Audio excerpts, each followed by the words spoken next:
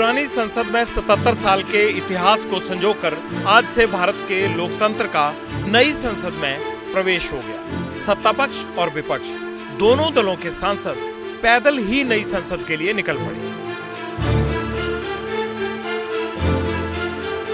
नई संसद में कामकाज लोकसभा की कार्यवाही से शुरू हुआ और सबसे पहले महिला आरक्षण बिल पेश किया गया।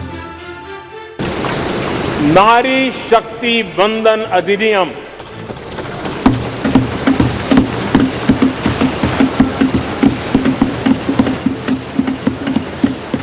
नारी शक्ति वंदन अधिनियम इसके माध्यम से हमारा लोकतंत्र और मजबूत होगा। मैं देश की माताओं, बहनों, बेटियों को नारी शक्ति वंदन अधिनियम के लिए बहुत बहुत बधाई दूंगा। 1996 से लेकर अब तक महिला आरक्षण बिल कई बार संसद में पेश किया गया, लेकिन कभी भी ये विधेयक कानून की शक्ल नहीं ले पाया। इसीलिए प्रधानमंत्री मोदी ने कहा ये काम उन्हीं के हाथों होना लिखा था। 1996 में इससे जुड़ा बिल पहली बार पेश हुआ था। अटल जी के कार्यकाल में कई बार महिला आरक्षण का बिल पेश किया गया, कई बार, लेकिन उसे पार कराने के लिए आंकड़े नहीं जुटा पाए और उसके कारण वो सपना अधूरा रह गया।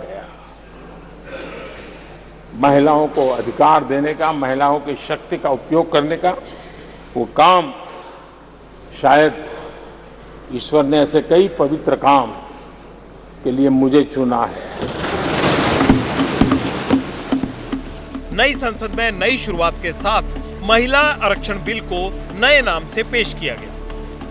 अब इस बिल का नाम है नारी शक्ति वंदन अधिनियम, जिसमें महिलाओं के लिए 33% आरक्षण का प्रावधान है।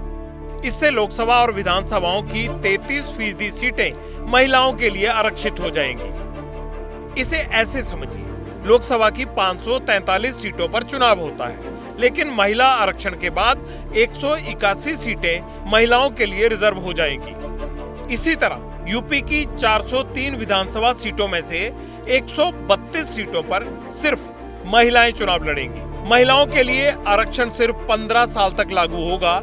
इसके बाद ये जारी रहेगा या नहीं, इसका फैसला संसद करेगी।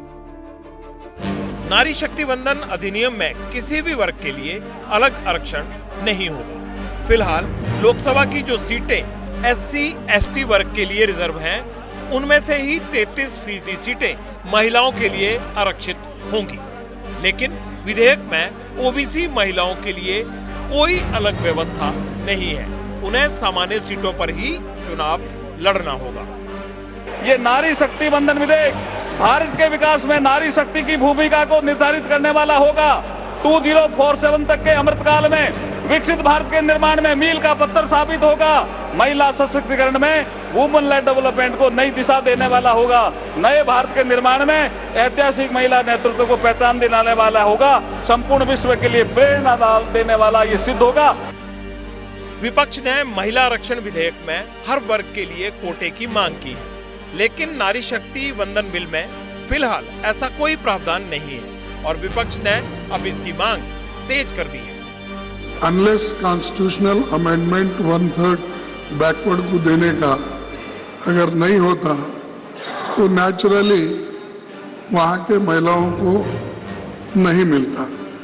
और अगर आप नहीं करेंगे तो सिर्फ उन बैकवर्ड क्लासेस को अन्याय होगा। क्यों अन्याय होगा कि चुन चुन के लोग ऐसा करते हैं, हमेशा लेडीज के लिए, यानी बैकवर्ड क्लास के लेडीज में, शेड्यूल कास्ट लेडीज में उतने पढ़े लिखे नहीं है। पुरानी संसद से नए भवन में आने से पहले प्रधानमंत्री मोदी ने अपील की थी कि नई संसद में हर दल और उसके सांसद लोकतांत्रिक परंपराएं और मर्यादाएं बरकरार रखें।